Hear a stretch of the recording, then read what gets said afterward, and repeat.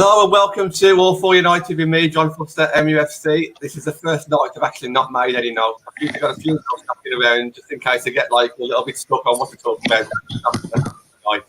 I'm looking forward to this one. Loads of things to discuss. We're going to talk pretty much about a few players who we talk about a lot on Twitter and just get everyone's opinion on it, because I think tonight might be a little bit different to other shows. I think there's going to be a few difference of opinions. Ben, how are you, mate? You okay? Yeah, I'm all right, mate. Yourself? Yeah, not too bad, thank you. I managed to spend a bit of time in the sunshine over the weekend, so first time in the last 2 or 3 weeks. I think I'm a little bit behind everybody else here, but I've got a bit of colour on my skin anyway, so I'm getting there. There's another John joining us tonight. How are you doing, John? You okay? Yeah, I'm good. Hi, guys. John, Benny, how are you? Really well, mate. Really well, thank you. Yeah, good to have you on.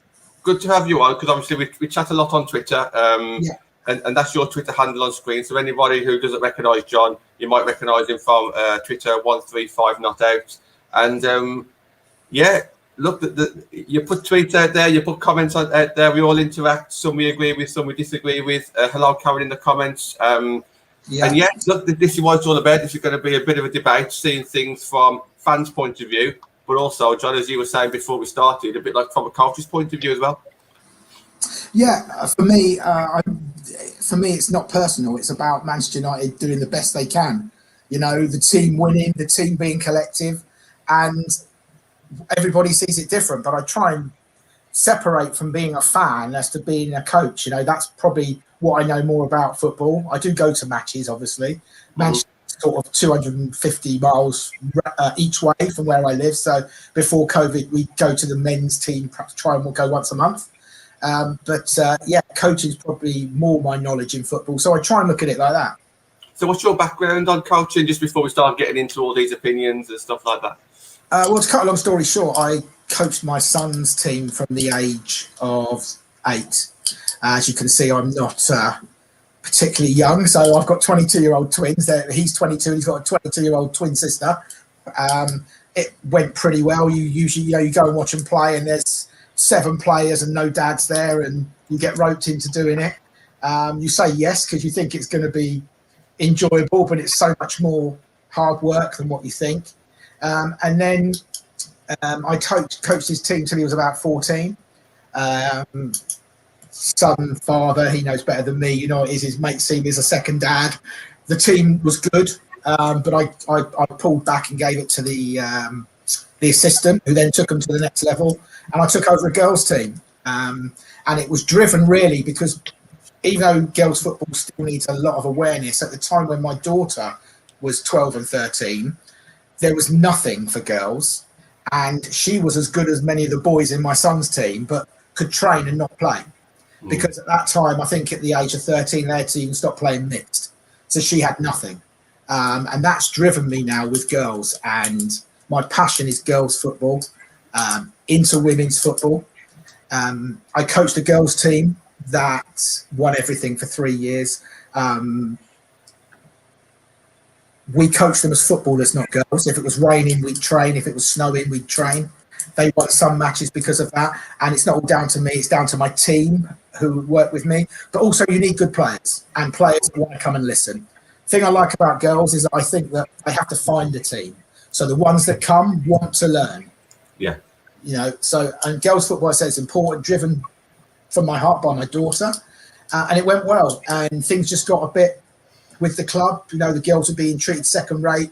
We didn't get anything fair, and it ended up not being enjoyable. So we stopped as a team. Then I started coaching the girls, some of them privately. I started off getting my links with Chelsea, Reading, because as a coach, for me, I'd rather lose my best player to an academy team, because that's a tick in the box, because the girls progressed. So I still kept my links, and now I basically have set up a thing called Get Pro Academy. Well, I want to get into this because Natalie came down to see you a couple of weeks ago. And she obviously worked with you and to promote that, and I think it was great. If anyone is on our Twitter account, the AFU WFC, there's some brilliant videos of there. Natalie went live with you in that academy. Just explain that Natalie actually done. Okay, well, Get Pro Academy does 2 things. It coaches grassroots girls to prepare them for academy trials, because it is dog eat dog. There's 100 girls. Just for example, I've been speaking to Joe at Reading tonight, and they usually take 100 girls, but because of COVID, they trialled 230 girls for about 4 spaces this summer because of COVID, because they lost a year. And it is very much not just physical, not just ability, it's mental. So we do that, but we also recruit girls to go and play football under scholarship in America. And the day Natalie come down to was a day that we had 20 odd girls. We got a couple of professional footballers that I work with and know as friends, Daniel Gibbons, who used to play for Liverpool and Blackburn, and Natalie Johnson, who currently plays for Sheffield United. They were there. We had a great day. The girls come, interacted with the pros, played a match with them, got some training sessions, and hopefully some will go on the project to go to America. We're planning to do one every month. We've got our second one booked for Independence Day, 4th of July. And the Get Pro Academy is to have 15 over the country in the next 3 years, all having a professional or a semi-pro as part of the team and acting as feeders for grassroots into WSL and other clubs. Sorry about that. I went on a bit. Sorry. No, it's great to hear. And obviously, Nat supported you a couple of weeks ago down south. When you come up to Birmingham in the next few weeks, obviously, I'm looking forward to getting involved the best way I can. I've kind of got one planned up in Manchester as well. So, let's see how we get on with this, because I think it's a great thing and it's something that we don't really talk about. Thank you. I just want awareness for the girls, really. That's all it's about. It's about pushing girls and helping them achieve what they want to achieve in football. Ben, just a couple of minutes regarding grassroots, and then we want to get talking about owner. Karen said owner is the first player we want to talk about, so we'll do that. But grassroots, Ben. I've played a lot of grassroots football over the years. Nothing too major or anything, just like basic stuff. But I don't know, man. You know, even when I'm taking my son to before COVID, obviously, to try and get him into grassroots football, you know, having to check if teams can take a kid that's got autism, you know, to make sure he gets treated a little bit fairly, and stuff like that. It's still very, very basic for me down there, you know, at grassroots level. It doesn't look like there's a lot of money being pumped in. You know, we look at it, the FA and everything, you know, and you can understand why teams are starting to go under and they fall after a season and all that lot, you know. And you can't recruit referees because there's not much money going into grassroots football. A lot of pitches are getting sold off as well, I've noticed as well. When I was a kid, there's been a lot more football pitches around than there is now, which is a bit concerning. But we've got to make sure we look after our grassroots game, I feel, because that's the start of where we get the upcoming next generation, you know, for both men's and women's football. And we need to make sure that the FA are doing all they can, a little bit more than what they're doing now. I think just even the infrastructure, even it's just the infrastructure itself. You know, try and save some of the pitches that are getting sold off and stuff like that. Some of the council pitches are getting sold off and everything. Even if they can just maybe. I don't know, maybe build a little. Well, we've got one up here at Salford. There's a football complex up here at Salford, and where you've got a couple of main grass pitches, and then you've got the rest of it's like 5-a-side AstroTurf, a massive AstroTurf 11-a-side pitch, like a football complex thing. Maybe if they could do a couple more of them, would be nice. Just so you've got something there to make sure that we've got kids playing football. There's the I don't know if anyone's familiar with it. Where the Trafford Centre is, it's called the Soccer Dome. But that's now gone. I think I'm pretty sure that's now shut down. It's had a couple of owners since it was the JJB and everything like that, and JD Sports were at it at one point as well. And now that's went to some Soccer Sixes or something daft like that. I think it was. Right. Okay. I don't think that's been shut down completely now. But it was a massive thing about that not so long ago, going around the local press that you know, we had even professional footballers turning around and saying we need to save this place and stuff like that. So, you know, it's disappointing in that respect. But we need to do a little bit more to look after grassroots, because that's where we're going to get our next generation of footballers from. And if we can't, and I'll finish on this, if we're starting to diminish places where youngsters can play football, you know what I mean? You just sort of maybe push them towards staying on computer games and staying, in front of technology, because you're not getting them out there. You're not encouraging them to get out there and get active and that. And I think that's the major problem as well. It's affordability as well, because some teams struggle. They don't have sponsors. Especially the brand new startup teams. They don't have necessarily the best sponsors that they can attract, because we're living in now in a pandemic age where a lot of companies themselves are struggling. So there's less and less sponsorships out there. So you know how much a kit will cost and how much pitches cost, how much referees cost. And them sort of subs fees, they call them, they can be astronomical at times. It is unaffordable because, especially for maybe parents that maybe have 2 or 3 children, and all 2 or 3 want to go football, and it costs you so much money to go and train. It costs you so much money to go and play a match. It all adds up, and they need new boots, they need new footballing equipment. It all adds up. So I just think we need to do a little bit more, really. Grassroots way. I was going to say we could do a whole show on grassroots, and I think we have 2 or 3 times. But do you just want to finish up on that, John, before we move on? All I was going to say is that our plan, as I said, is to have 15 of these to help girls football. We're really passionate about girls football and act as feeders into bigger clubs. 15 in 3 years. We set my one up down sort of West London. We've got plans, as you know, to set one up in Manchester. There's one in Birmingham we're looking to set up, and one in sort of the Newbury, sort of Swindon area. That's 4 we've already looking to do. We do charge a fee each week. It's a small fee, to be fair, and it's not really to make money, it's to keep things ticking over. But we always give the first 3 sessions free so that the players can see if they can enjoy it. We can look at the player, and the parents can see that we really are qualified like we say we are, because they get training with their football club anyway. So I fund that myself, the first 3 sessions for each player. Well, I don't fund it, I just don't charge them a fee. And then it's up to us to show the parents that we can do what we do. I mean, to be fair, we've got 4 into Reading 2 years ago, 2 into Chelsea. This year, we've had 2 just this weekend offered contracts by Brentford, and 4 have had callbacks to Reading, second callbacks. So immediately, we've been lucky enough and fortunate enough to have the players to get the ball rolling again. But I want it all over, not because I want to be greedy, but because girls' football needs that awareness. And as Ben said, that's where the next generation comes from.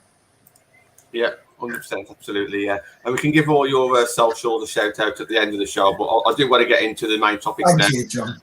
No, it's fine. So Karen was the first one in. She said she wants to talk about Ona, and then we'll talk about IBT, and then we'll probably go from maybe back to the front then, like just towards the end of the show. So before we came on to the show, John, we put a little plan together on what we was going to talk about, and one of the things was Ona being player of the season. I'll let you start off on this then. Do you think she was deserved player of the season? With Tobin Heath and Leah Galton not having full seasons, absolutely. For me, I cannot speak highly enough of the girl. She's 19. She's moved countries and cultures. She can play left back, right back. She's brave. She uses the ball well. She can head. She's got a bit of bite, which everybody likes.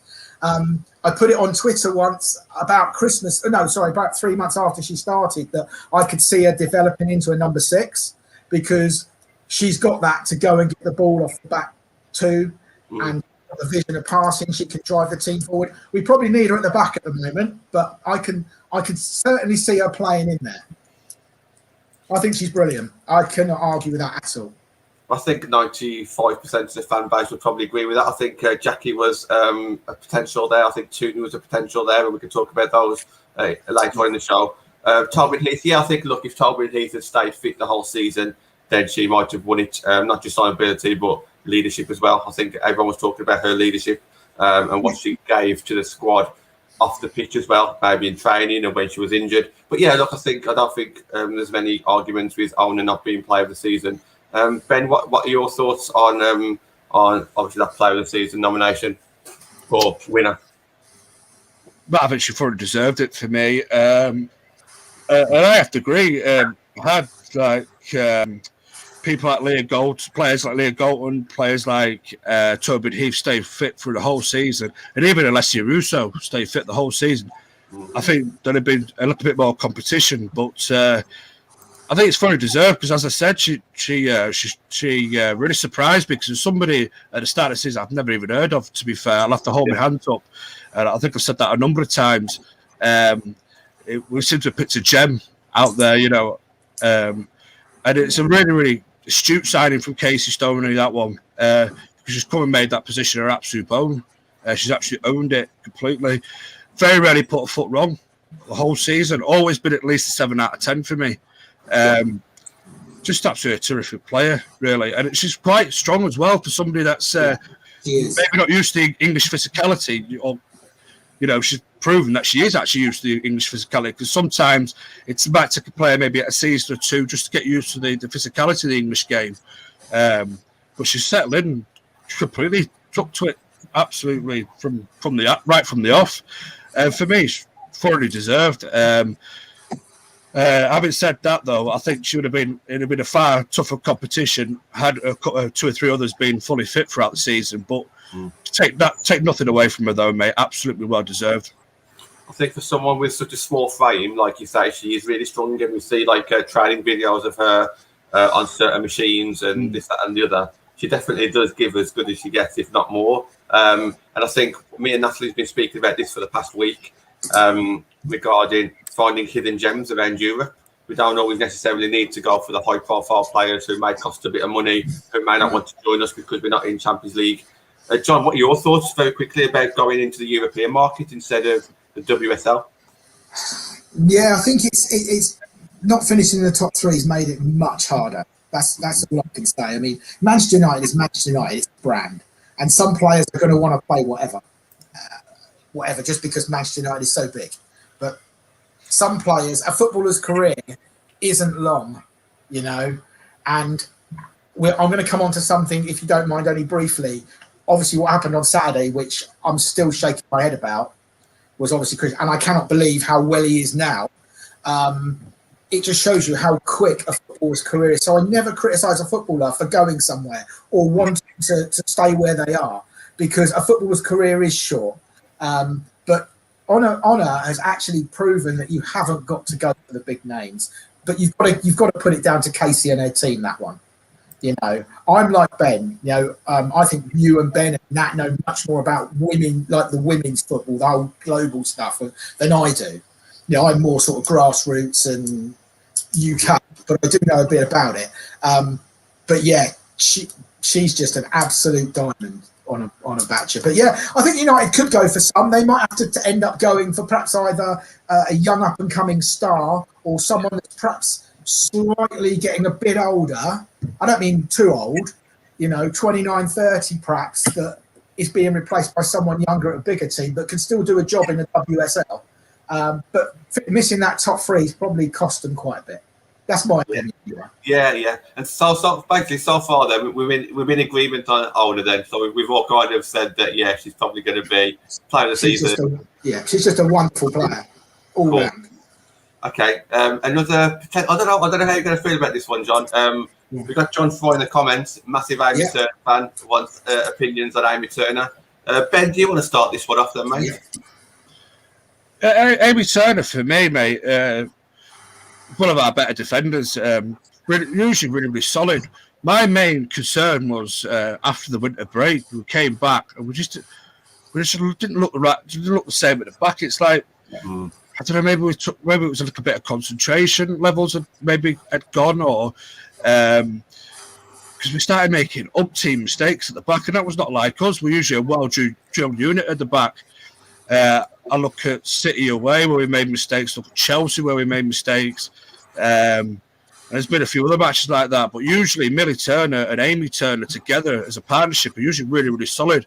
There's mistakes were creeping in. I was thinking, that's definitely not being coached. That's definitely not being coached. I just think concentration levels were not all there. You know, maybe we was believing in our own hype a little bit, being top of the league, coming off the winter break, and then maybe we thought that we could maybe take a foot off the gas a little bit, or maybe concentration levels were a little bit affected by maybe. I wouldn't say we're maybe over giddy, or maybe was like going, "Oh, we're top of the league. You know, we could do this." Maybe believing in our own hype, I think, would maybe the right word to use, because we definitely took our eye off the ball at the back, and I just feel that the concentration levels weren't there, and I don't know what it is, but I feel like when we bought in Maria, yeah. I can't. Please, I'm sorry, I can't pronounce her name still. The surname, but when we bought her in, it seemed to unsettle stuff a little bit. Whether Abby McManus, even though she wasn't playing much football, was integral to that sort of team bond that was at the back. I don't know. However, I think Abby probably wanted to go out on loan, get a bit of first-team football, knowing that the Olympics were coming up, and it, you know, she's still within a shout of getting to the Olympic side or what have you. I don't know what's gone on there, but it just seems to be something unsettled us at the back, and it's not like Amy Turner and I said Millie Turner to take their eye off the ball. They're usually the most players with the best concentration in our team. They're usually the ones that are always switched on the most. You know, it's easy for any player to make a mistake, but when mistakes were starting to creep in a regular occurrence, that was a little bit concerning. So I don't know what John's opinion on it is on those at the back certainly after the winter break anyway. Yeah, I agree. It's disappointing. I don't know whether it was focus. I don't know whether, I hate to say it, whether some of the girls going to Dubai perhaps split the dressing room a little bit because of how it was handled. It looked like the ones that got away with it because Casey took all the blame. I don't know what it was. I would have given Abby McManus a go because she played against Everton, I think, and played pretty well for someone who hadn't played for so long. And to let her go and bring in somebody that you didn't play, I thought was a little bit questionable. I'm not the coach. Casey knows better than me. Perhaps Abby's demanded to go because she wanted, as Ben said, she wanted to play regularly because of the Olympics. I think Amy Turner's the best centre-back United have got. Millie Turner makes mistakes. When I make mistakes, like she allowed the Chelsea one, is glaring for me. She should have headed the ball. She let it bounce. Even at school kid level, you teach them, you do not let the ball bounce. Now, yes, it was one mistake. Yes, it cost a goal. But I can see, I don't know, as I said, I think Ben, I don't know if it's confidence or whether it's focus, but Millie Turner, I felt Amy was holding her hand. A bit like Maguire love in my book. Maguire's better when Bailly plays with him or Tuanzebe does because he's almost plays for himself rather than holding the guy's hand next to him. And I think Amy Turner was a bit like that with Millie. That's just my impression. Yeah. She's also got to think that, I don't know which side they played, but whichever side on the Batcher didn't play, that's the weaker fullback, and that's the back almost feels they've got to cover that fullback as well. So I think Amy Turner had a very, very hard job to do. I was surprised she didn't play towards the end of the season. We will come on to this with other players that didn't play because my view on injury is if you're not fit, you're not even on the bench. That's the way I see it. And if you're fit enough to be on the bench, you're fit enough to start, even if you last an hour and come off. So Amy Turner coming on for 5 minutes, I think, when they lost the penultimate game. I just didn't understand it with Maria and Millie Turner playing at centre-back. But that's just, again, me, because I think Amy Turner's the best centre-back United have got at the moment. Millie Turner might be, she's young, so she's got time to develop it. You know what I mean? But, yeah. John, in the comments, I hope you enjoyed that because there's quite a positive one there. I agree. I think Millie on the second season, our first season in WSL, was our main defender. For whatever reason, Amy Turner kind of leapfrogged her last season. And it's a shame there because there's rumours obviously about to go into America. I think the last thing I read, she wasn't going, but obviously it's all rumours, it's all Twitter talk at the moment. But there's some people on Twitter who do know what they're talking about. They have got some inside information, especially in America. Let's see what happens, but she would be a massive loss. Yeah, she would be huge. And it's going to be a huge loss. And also, it's another deal that we need to do. So when we should be looking at somebody else, all the strikers that are leaving, potentially 4 strikers, maybe sorry to cut in, John. There could be too many of that this summer. Mm-hmm. Too many huge losses. Yeah. I mean, I know United were in a position to finish third, but when it comes down to it, they finished fourth. And if you look at the players that could be leaving, they're not the players you want to be leaving. That's just my opinion. Well, let's touch on that now while we're talking about it. Then we'll move on to the midfielders and the attackers shortly. So, look, we know it's probably going to happen. LJ to Chelsea. Now, I know we've talked about this. You're shaking your head. What is it that kind of annoys you or disappoints you the most about this situation? Again, you guys may know a lot more about it than me, but I said about 2 minutes ago that for me, if you're fit enough to be on the bench, you're fit enough to start. She had injuries, and I get that. And I know you could argue that her decision making when she's got the ball needs to be worked on, and perhaps her fitness stroke work off the ball, but she's 19. But for me, she's got everything, Lauren James. She would scare defenders just by her strength, her ability, her ball control. She came off the bench against Chelsea and scored an absolute screamer. Yeah. And she was benched the next game. Now, Nat and I had this conversation, and Nat's like, but she weren't fit. And I'm like, yeah, but you know my point of view. If you're fit enough to be on the bench, what happens if Lauren James is the only striker on the bench and Christian Press gets injured after 1 minute? James has got to play 89 minutes. So she's fit enough to be on the bench. For me, she's fit enough to start. So then she plays 30, 40 minutes against Chelsea, runs herself into fitness, and is then benched the next game. And I've heard the stories about homesickness. Nat's very strong on that, and that is probably the truth, I imagine. But if she was playing every week for United, I think it would need to be more than that. I think she got a bit frustrated with being left out of the team. Perhaps she got frustrated with what we've heard about the training facilities. I don't know. But Lauren James has got everything, and that is massive.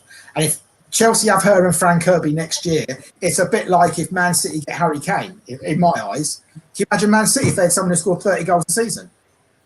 I want to carry this conversation on because the deal's still not being done yet, or it's not being confirmed at least. Yes, sorry, yeah. No, that's fine.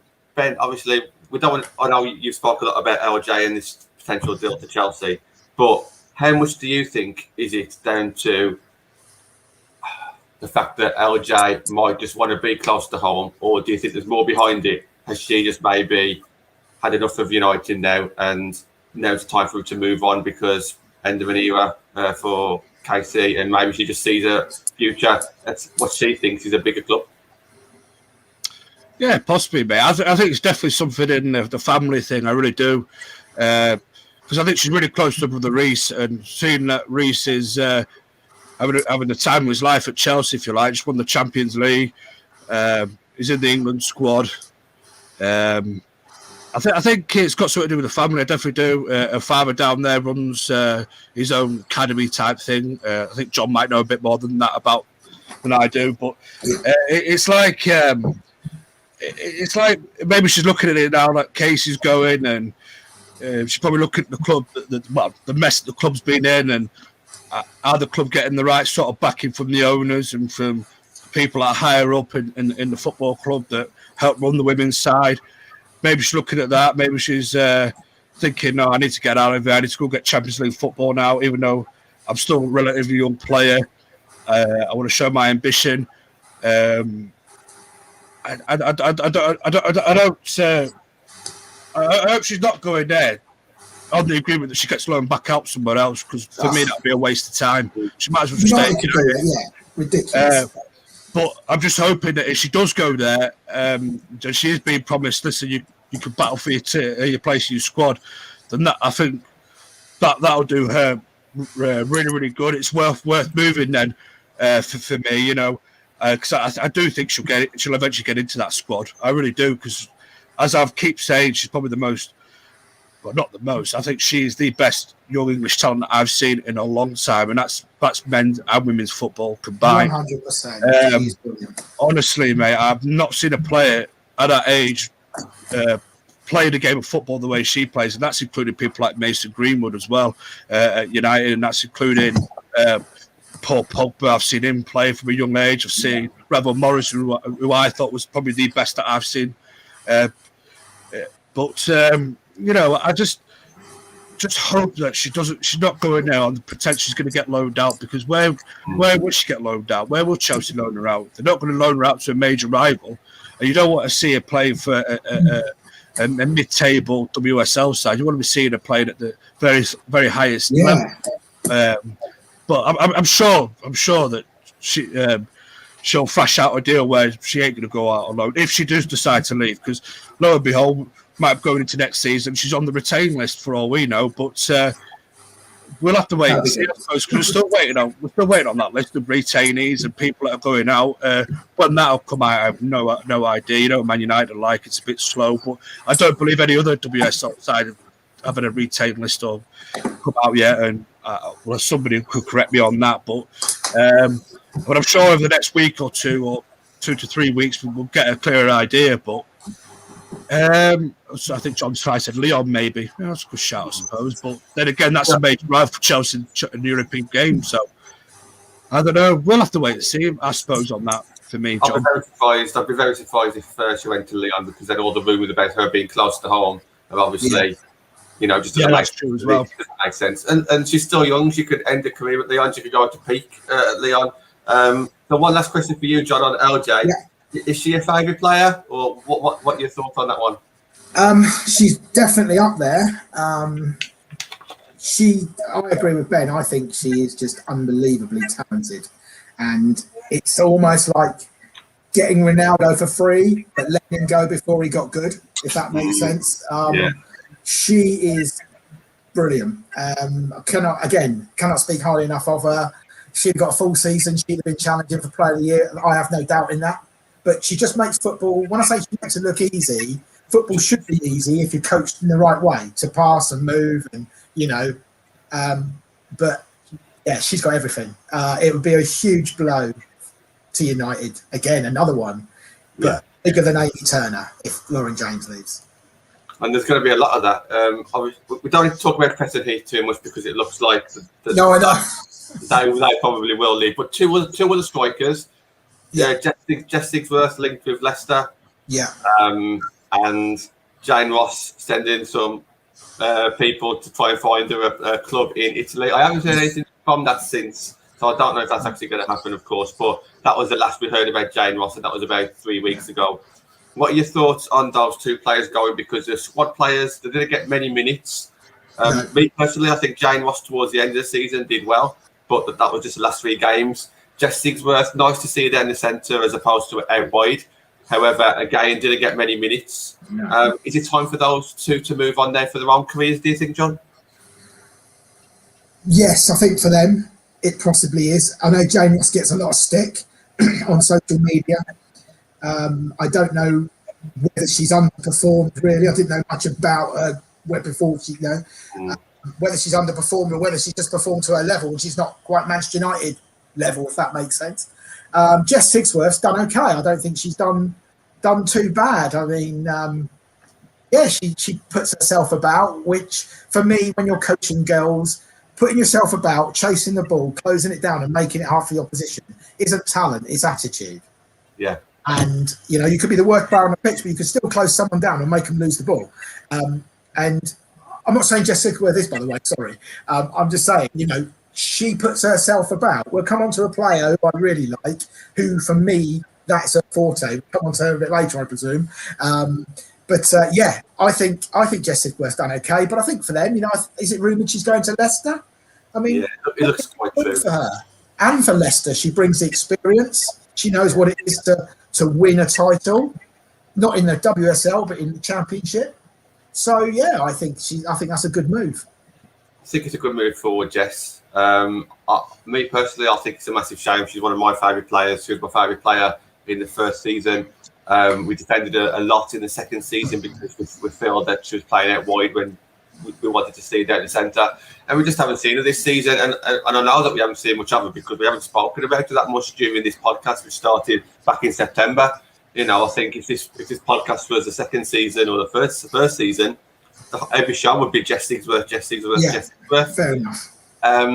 But I do always stick by this, and I think I said this a week or two ago. If she does stick with us and she's maybe our 4th or 5th choice striker, which she probably would be, I don't think you'll find a better fourth or fifth choice striker out there in the WSL. I think she'll come on and deliver. And as you say, you've got a good few qualities there in the way that she presses, she runs for the ball, the way that she runs past defenders with the ball or chasing the ball if the ball's gone behind the defenders. The Arsenal goal, she just outran that defender by about 5 yards, and I think it was just absolutely fantastic. We know her Jess's qualities, but unfortunately, she hasn't had much game time, and it's probably in her own benefit now to maybe move on. And at least if she does go to Leicester, from what I hear, it's a good club that's ambitious, and they'll hopefully look after her.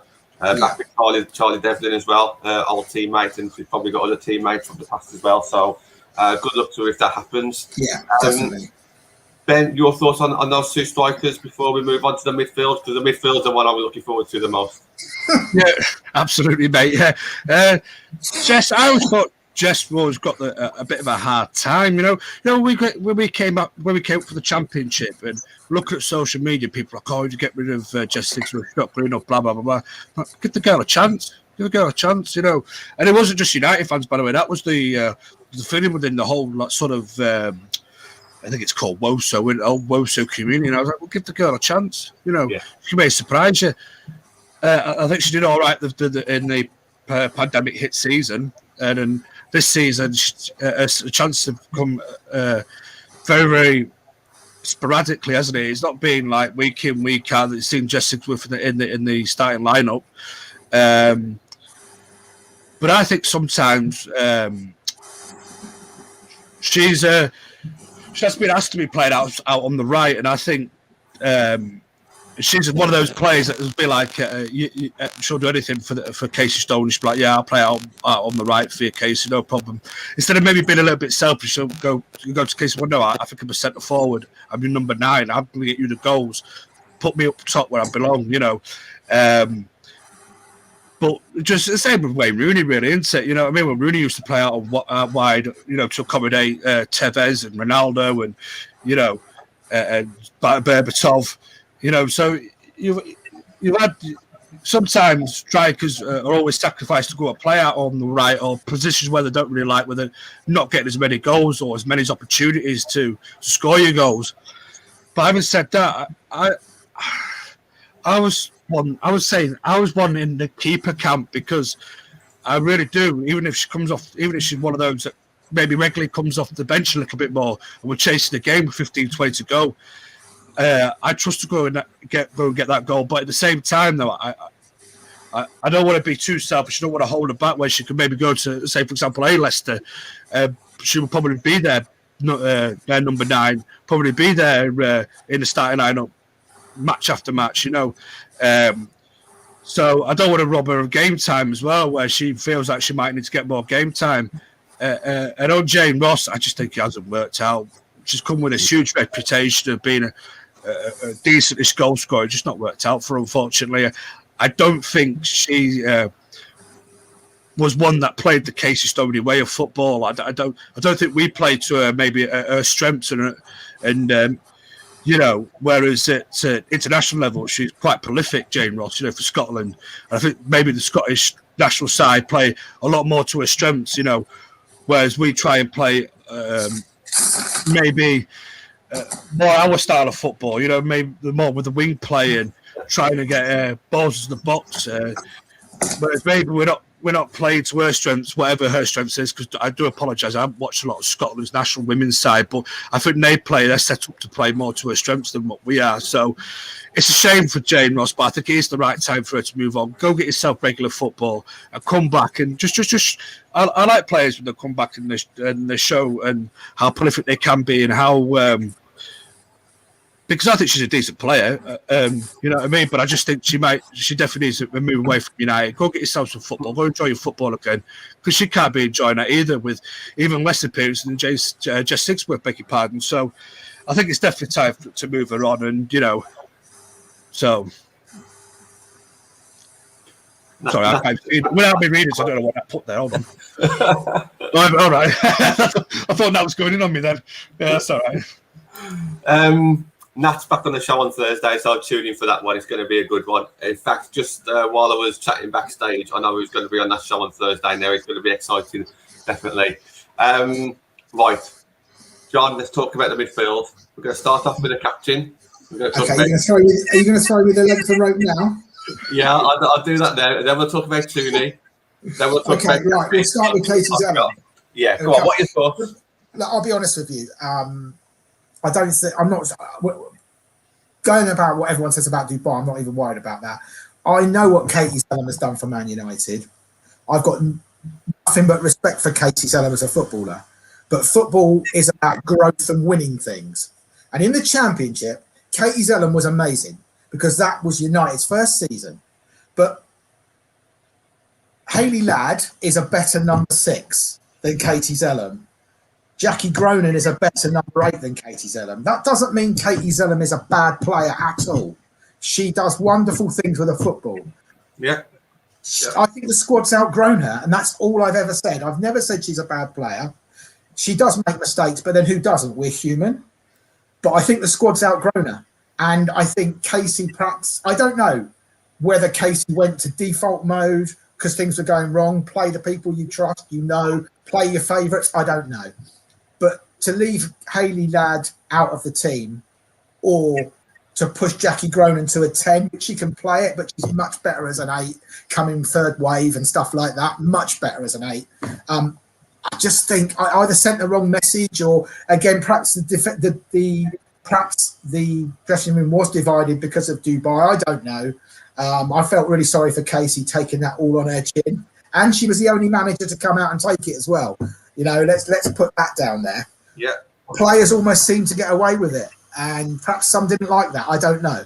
We were all at home to stay at home, not having Christmas with families, and I've got no problem with them going over there. But don't post it on social media that you're partying in groups and stuff like that. It's just reckless, if you ask me. But coming back to football, never once said Katie Zellum was a bad player. But I think the squad has outgrown her. We're WSL now, not Championship. And she is a good player. But Ladd and Gronin, for me, every day of the week is the better 6-8 combination. That's just my opinion. There's no one in the comments saying anything different. And I can't blame them because I think I agree with you as well. I think our best, I've said it for probably much all season, I do think our best midfield combination is what you've just said, with Jackie and Hayley Ladd and Tooney ahead of that, purely because that was a midfield 3 that got us to the top of the league, and we'll talk about Tooney shortly. But yeah. I do agree with that because Hayley Ladd is obviously above Katie in the CDM role. I think Jackie just showed that more creativity. I think one thing that Katie Zellum does have in her favour is her set pieces. I do like the sense that she can score free kicks. She's a penalty taker, but most people can score penalties, so I'm not going to big the penalties up too much. But I do like to have Katie on the pitch for the free kicks. I do agree with what you said in that first season. She was amazing. She was our player of the season for a reason. And yeah, maybe with those 2 transfers that we have had in, with obviously Molly Green leaving, with Jackie Gronin coming in, with Hayley Ladd coming in, with Tooney stepping up. Maybe, like you just said, the squad has outgrown it. Now, I said the starting 11 might have outgrown it. I still think there's room for her in the squad. Sorry, that was my mistake. I didn't mean that she shouldn't be in the squad. What I meant was starting 11, sorry. I'm going to ask you both the same question, and I'll start off with Ben on this one. And it's a controversial one, and I'll give my thoughts on it as well. But if she's not in the starting 11, does that mean that she can't be captain next season? Now, we've seen it in the men's squad a few years ago where, was it Ashley Young who was a club captain, but it was very often the case where somebody else would pick up the actual in-game captaincy. Is that right? Look, we're opening up a lot, we could be opening up a can of worms here, but Ben, what are your thoughts on that? Should Katie Zellum be captain if she's not going to be a starter next season? I think we had this question before on your Friday night panel, and I answered it with this, John. There should be many caps on the football pitch. An armband's just an armband for me. However, I don't see very many leaders in this team. I'm sorry, but back in the last, well, not even the back in the last season, when we came back off that winter break, things were going very well. People's heads were going down, and that's everybody. I did not see one person with drain the side up, telling them to keep their heads up. They all went down. Amy T, Millie T, players of that sort of caliber that you're looking at, potential captains, all the heads went down. Mm. People might say Jackie maybe was captain. didn't see her much of her leadership, to be fair, mate. Although I think Jackie was probably still a player that was giving her all out there. I'm still not seeing much leadership is in terms of getting people G'd up again, snapping them out of this daze, keeping their heads up and everything. You could ask that. You said about Ashley Young being club captain there, and then sometimes when he wasn't on a lot of the times when he wasn't being selected towards the back end of his captaincy, it'll be somebody else on the field of play that would be having an armband. Usually, sometimes it got passed around 2 or 3 players, depending on who it would be.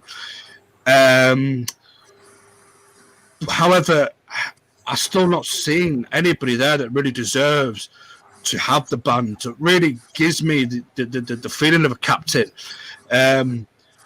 I think it'd be a bit harsh to take it off her as well, and to say, because when there's a lack of leadership there anyway, and someone that's not really properly captain material that I see in my own eyes, and I think it's a bit harsh to maybe take it off her, and then you wonder if you take it off her, off Katie, for example, what we do to her confidence.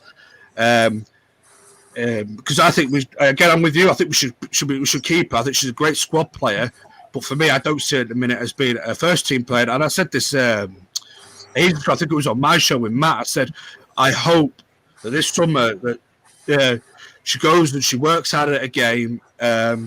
She comes back, she proves us all wrong that she does deserve to be the first team starter, and she does start putting in decent performances a little bit more regularly, because it's been a bit bitty for me when she has come back into the team.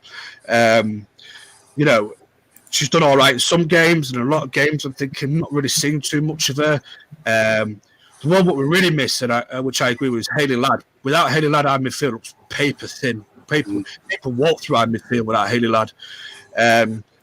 So, if anybody in this current squad, even though I don't really see Hayley Ladd as a leader either, possibly maybe Hayley Ladd, but I'm one of them. I've been brought up on men's football. I'm sorry, as you all know, I'm only new to the women's game, but I've been brought up on captains like Brian Robson, Paul Ince, Steve Bruce, Roy Keane, Nemanja Vidic, proper captains, proper leaders of men.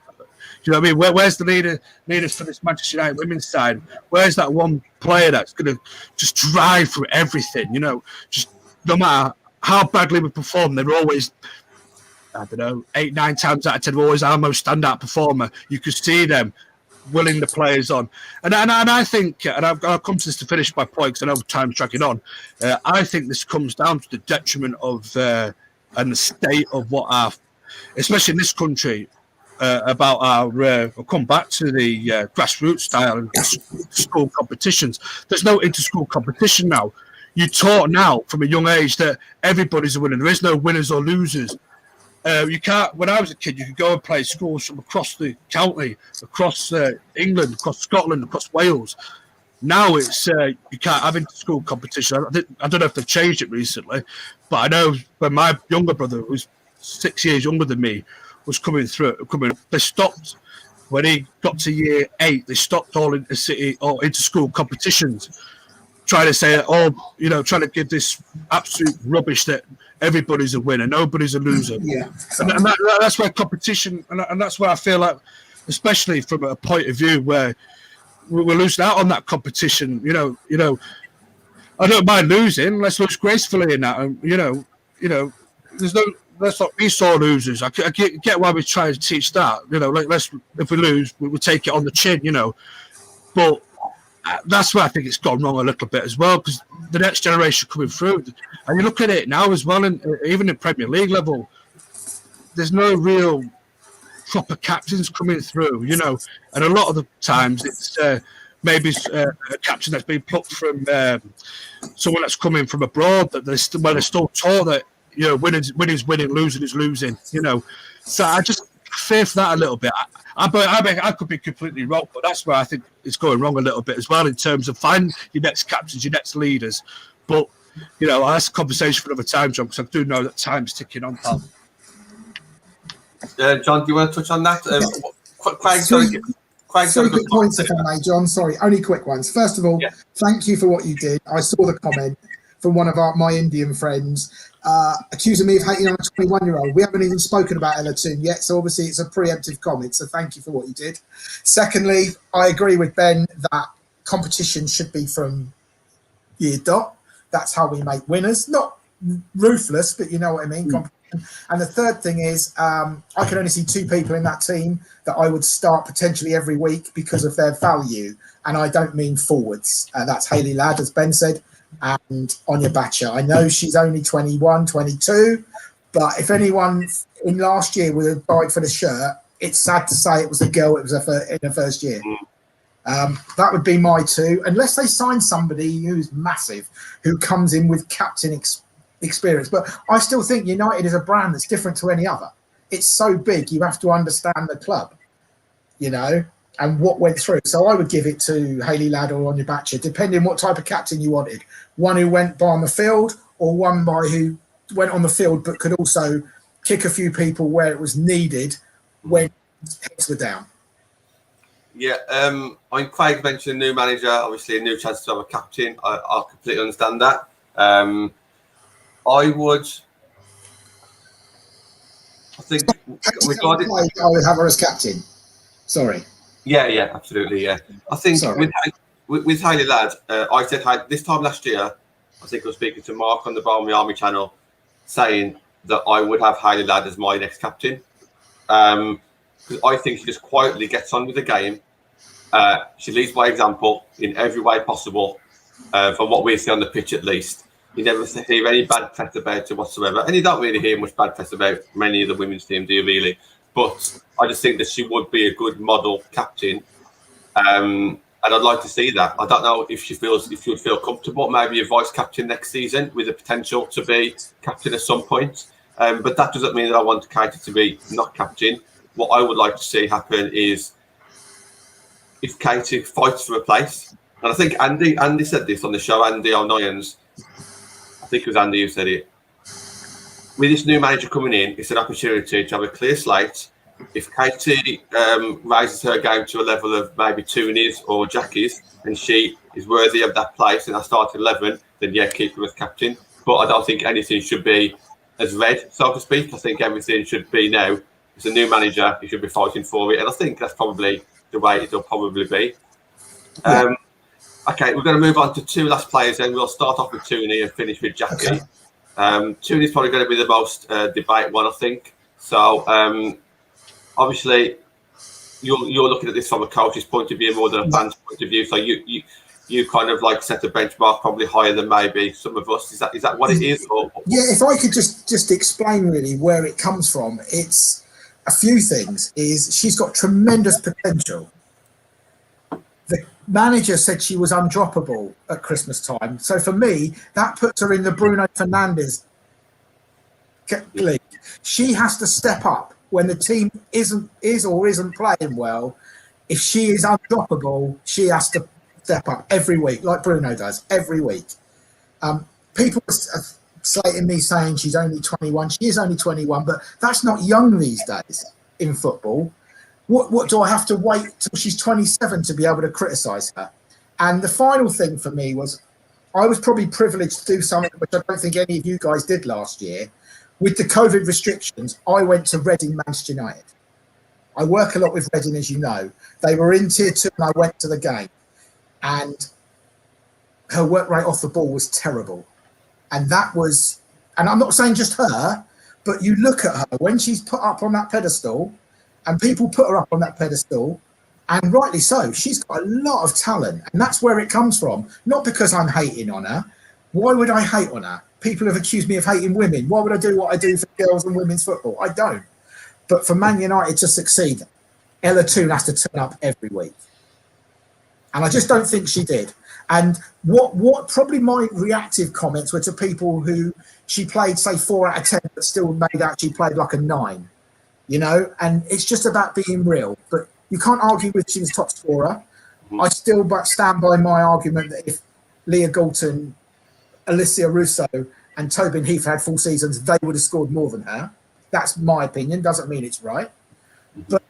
And if everyone says Ella Toon has to play a number 10, so why was she moved to the right wing? Why was You know what I mean? To accommodate people.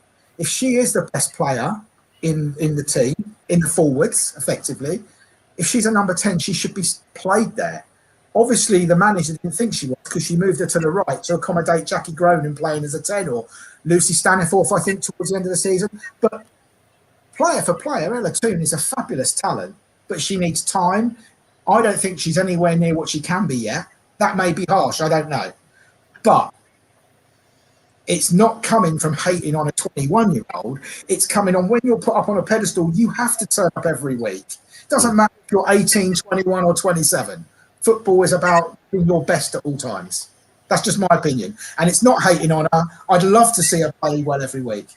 Okay. So on that, I've kind of just set you up there. I didn't even realise it, but if I said to you, name three good things about Tooney, you'd be able to name 3 good things about Tooney. Absolutely. It's nothing to do with saying she's a bad player. I've never once said she's bad.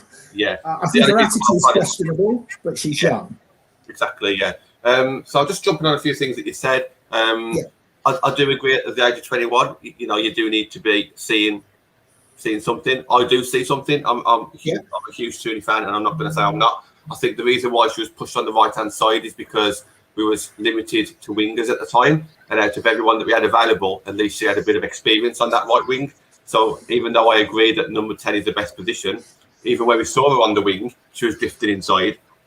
I think that was more to do with trying to get Lucy Stan, Zellum, Gronin all on the pitch together when Hayley Ladd was off. So I think that was probably the reason for that.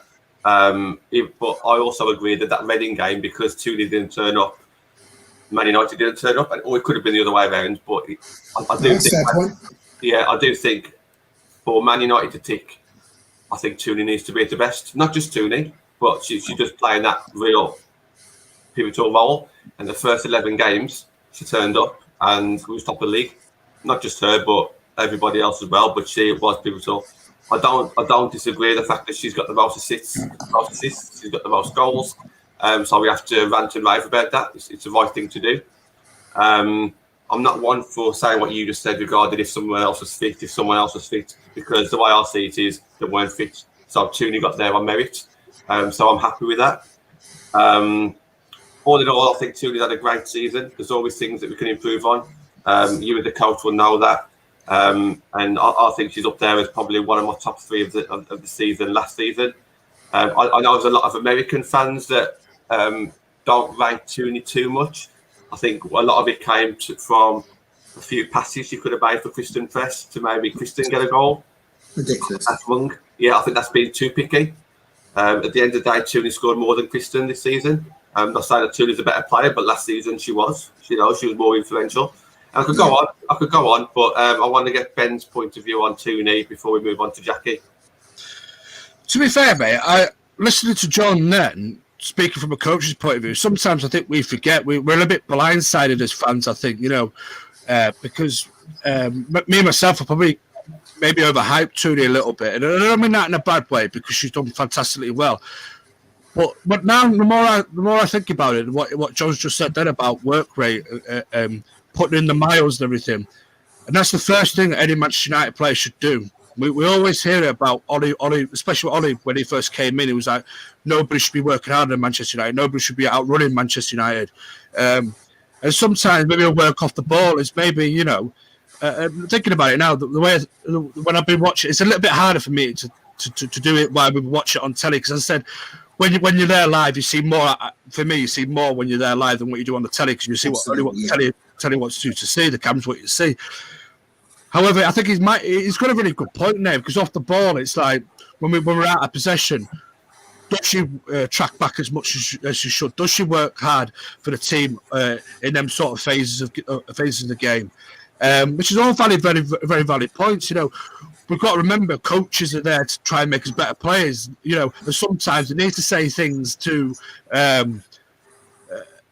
maybe upset the apple cart a little bit, and I don't mean that in a bad way. Because sometimes, as I said, us fans, we especially when it comes to maybe our favourite players, we swear by loyalty, like, oh, they've had a really decent game. And, we don't see what the side the coaches see from a coach's aspect. And listen, John's only saying that. From now what I've heard him speak live, from a coaching point of view, to try and improve the player, to get her to step up to that next level. Not every player is perfect. Even the greatest, if you look at Ronaldo and Messi, they're always looking to improve themselves. They're never the complete article, especially in the Cristiano Ronaldo's case. He's always looking for the next goal, the next step up on the ladder to being arguably the greatest footballer the world's ever seen. There's always stuff that they could do to improve. You're never the complete article. And I agree with John what he's saying. At 21, we should be able to criticise. I even say at Mason Greenwood's age of 18, 19, 20, when you're in that first team environment, you're you know what I mean. I think you're allowed a little bit of room to grow, but you still need to be taught that you need to do more off the ball. You need to maybe do this, etc., to be a bit more of a complete player. I just think I love Tooney, and when I see the Americans, I'm sorry, but your two players, Heath was better. Press was all right, but even Press, I wasn't impressed with Press, to be fair. Sorry, but I didn't think she hit the ground running, whereas Heath did, and unfortunately Heath got injured, which, but I think Heath took to English football just a bit like Ona, straight away, bang, she was in there, whereas Kristen Press, she took a little bit of time to settle in. I know she's been out with illnesses and injuries herself and everything, but mate, at one point she couldn't hit a barn door at 2 paces, which is true. She's supposed to be this almighty thing, you know what I mean? So I'm just saying, in that respect, these American fans, I love them. I love playing for fans from all over the world, but they've got to understand that just because they play for the US women's national team and they're held on this high pedestal, that even they could be criticised by a coach. They could be criticised by fans. You know what I mean? And it's not against them. But, we love our players. We just want to see them do the best and be the best that they can be. And sometimes people swear blind love. And I've done it myself, with Kirsty Hansen. I've done it myself, but sometimes I've got in. But then when I read the comments back or I listen to people and I think, oh, yeah, actually, you might have been right. And I put it on Twitter last night. I think we've gone from a generation where we could sit down, we're over a cold pint. I know it's the pandemic era. It's sort of put pay to that a little bit. Or we can sit down, have a chat on the phone. We can have a gentlemanly discussion, person to person, where we can have a hearty discussion. And everything, at the end of the day, if we agree, we agree. If we disagree, we disagree. We'll stand up at the end, shake hands and say that was a great discussion. But now I think everybody, especially now the social media age has got in, people don't see other people's side of the arguments. They think whatever they say is the gospel, it's the absolute truth, and nothing else matters but their opinion. And I think, and some people then take it too much to the other side, where their opinion, they take it completely the other way, and they've got to say something controversial for their little 5 minutes of fame.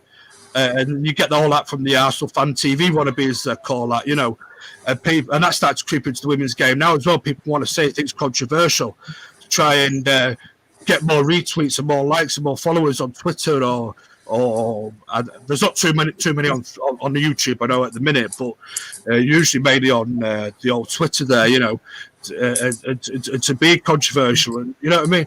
Listen, this is why we're human beings, though, aren't we? At the end of the day, if everybody agreed with each other, the world would be boring, Yeah. But there's that. But as I said yesterday, though, in a lot of our voice notes, John, I think gone are the days where people can sit down, have a good chat, have a good debate, shake hands after if we agree or disagree, But people need to look at it from other people's point of view. And sometimes I think with social media is it could look, because you type in words, it could look like someone's been a bit heavy-handed in their thoughts, But it doesn't mean to come across that way, because words can't describe or give you a vision of what somebody is trying to say. Whereas when we're sitting in front of a screen, in front of a camera, or we're sitting person to person in real life, you can see people's passion. You can see people's body language a lot more. You can see they're only doing it or saying it, in John's case, to improve players, to get the players to the next level. Because I didn't realise John was the coach, I beg your pardon. I thought he was someone in social media himself, like, a radio show. Like. So, that was a good thing to learn today. I say learn everything every day, and I'm glad that he's come on and he said the points that he's had to say. And I just want to read that one out there, Ben. I think that's coming to the right point. It's not. I'll have back to you now, John, because I know we're pressing time and it's getting, Yeah. Can I just say one thing about one player that you haven't mentioned we're going to talk about? One, Nat knows, a little bit of a soft spot for her. I've had her on my radio show twice. Yeah. If I had time, I would have brought her in, but go on. No problem. It's Kirsty Hansen, yeah. Let's talk about Kirsty instead of Jackie. She should get much more minutes than she does. She's been on my radio show twice. She's very quiet, very unassuming. Yeah, on the pitch, she's a runner. She's not going to dribble around 3 or 4 players. I mean, I did occasionally. It was fluke. Do you know what I mean? When I did it. She could always play as a 9 and start the high press. She's wasted, Kirsty Hansen, trust me. She should get a lot more game time. That's all I'm going to say. Not because she's a favourite of mine, because I like the way she plays. I'm happy to talk about Jackie Groening now. No. By the way, on Hansen, though, if you noticed, the one player, all the players off on their jollies, but who's the one player that from near enough a week after season finishes putting the hard work in with sports coaches on her running and on her speed and everything? That's the one thing I will say about Kirsty Hansen. Every after season's finished, every pre-season, there's not one harder working player than Kirsty Hansen, and it'll come first. And as I said, I've always said to her as well, she's one that, as John said there, she's very quiet. She takes things to heart too much as well. She's one of them that she really wants to do well at Manchester United. It's her football club. She's come from the academy system through United as well, so you know how much it means to her. Absolutely. I've always said to her as well, not as a criticism, but as something as we could improve a game. Don't always look to come inside. When she came on against Arsenal in the Conti Cup in the Championship season, in the semi-final there, she came on with about 15, 20 to go, if I can remember correctly off the top of my head. And she was absolutely mullering their fullback completely, inside and outside. And what I would like to see for Kirsty Hansen is go on the outside a little bit more, get yourself to the ball and get that crossing. Yeah. She's got a wicked cross on her, and especially when Leah Golden plays. When Leah Golden plays, you get the best out of Kirsty Hansen. And when Kirsty Hansen plays, you get the best out of Leah Golden. Because every time they're out wide, one of them will always make that run to the far post. And that ball is always on from either Leah's side or from either Kirsty's side. And you'll see either player will always look to hook it to the far post, where either Kirsty's running in or either where Leah's running in. It's very, very smart the way those two played. And they're really, really switched on that way. Sorry, John, I'll let you go on about Jackie now. That's what I was just saying. The fact their best mates helped. Sorry, John. Yeah. As well. I want one more. So if you like to talk about Kirsty, I want to talk about Kirsty. You guys just said Kirsty wants to do well at Man United. She is doing well at Man United. There's no way that a youngster like that would have stayed here for 3 seasons, still now be signed up for another 3-year deal without doing well. And now, when we're looking for another winger, we've got to think to ourselves, right, this new winger is going to be better than Kirsty Hansen. And that's not easy. You look at the players out there that's available who may want to move. They won't be coming cheap. And this is from Kirsty Hansen. And you say how quiet she is, John. Yes, she is. Definitely that first couple of seasons I remember seeing her. But I think Casey and confidence and fans have brought it out of her. I've seen it as well in those 3 years, physically, but mainly with confidence. And I don't know when the last time you guys have spoke to her, but for me, I think she's quietly getting on with the work, and she's getting that bit of charisma. I know she had a bit of a tough spot this season, and we don't need to talk about that too much. But I think when she's on form, she's at the start of the season, she played really well. Then everybody else came back from lockdown and this, that, and the other because Beth Heath couldn't start the season. So then obviously she was knocked down to the bench, but then she ended the season well as well. I just can't speak highly enough of Hansen because I just think that she's so underrated just because she's not a glamour name. I spoke to her twice during the first lockdown. The first time was she was injured at the start of the year last year, and she was due to come back, and that's when football stopped. So she was a little bit down, obviously. I spoke to her then, and I spoke to her in between the seasons. Haven't done so much, obviously, because Manchester United, I think since Dubai, has been pretty much a closed shop. I felt for her. I felt she should have got more time. But for me, she's the one that does the hard yard. She does the dirty work, and she doesn't moan about it. She has a great delivery on her, And the fact that her and, as Ben said, Leah play so well and they're so good, such good friends, I suppose helps. They, you know, when they can train, they train together, and it's yeah. I felt sorry for her, but then you can understand looking at the and just quantifying that. If you have a front four, for me, when everybody was fit, even Ella wouldn't get in, because I think Lauren James should have been trained to play as a 10 because she can get the ball both ways. But then you'd have Russo, Galton, and Heath. So do you drop Lauren James and play Ella? That's just why I would say I wouldn't play Ella 2, not because she was a bad player, but I would put Lauren James in front of her. That's my you know. So that's what Kirsty's got to deal with, or she had to deal with. Back in September, one of our first shows, Ben, I don't know if you was on it, we actually said who would be our number 10. And LJ was one of them, Tooney was one of them. And obviously, because LJ's fitness, it never really came to fruition anyway, and it was always Tooney. I think Tooney just took her opportunity, didn't she? And yeah, she ran it. We always want the audience to want more, so we're going to end it there, and maybe we'll get you back on and talk about Jackie some other time. That would be controversial. Before we go, John, just shout out all your Twitter handles and your academies, all that kind of stuff, mate. Yeah. Okay. Well, the sports company is OneThreeFiveNotOut. Instagram is at OneThreeFiveNotOut. All the numbers are spelt in letters. And the Twitter is at OneThreeFiveNO1. And then the academy stuff, Twitter and Instagram the same, at Get Pro Academy. Awesome. Ben, I think your Twitter handle is a little bit easier. What's that one, mate? Benny, I'm going to say it's very simple, mate. Too simple. Yeah, mine too. And we'll talk about some of the other players later in other shows, I'm sure. Plans for the rest of the week. So Matt's on tomorrow. I don't know what he's talking about. I don't know who his guests are. I might be on it. He hasn't asked me yet. I'll find out. If I'm not, I'm sure Gareth, Anthony might be around, or even yourself, Ben. Wednesday is a night off. Thursday, me and Nat with two other people. I'm just getting confirmation now. It's going to be, if it's the people that I'm thinking of, it's going to be very exciting. Friday will be the Friday Night Fan Forum. That is back. And Saturday, Ben's show with Matt. That's going to be a bit of banter there, as always. So please tune in for that one. Thank you to everybody in the comments. Thank you, John, for debuting on the show. Thank you for joining me, Ben. No problem. Thank you. And we shall see you all soon. Thanks for having me, guys. Cheers. All right.